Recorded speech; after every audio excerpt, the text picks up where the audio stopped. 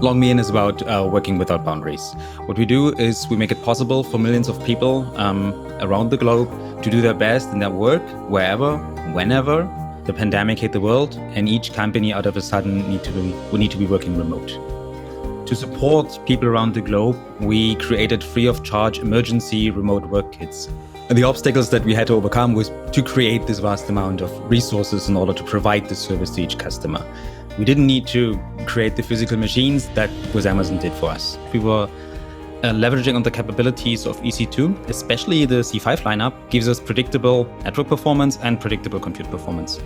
So we could easily scale this up in large numbers and never had to worry that we don't have enough capacity available at any given point in time. We didn't need to scale up every single instance by itself. We were able to leverage the orchestration layer that Kubernetes, EKS are providing to us and scale up in an instant. We were also leveraging Lambda functions. We kept the product stable by utilizing multiple regions in Amazon so that we had fault tolerance.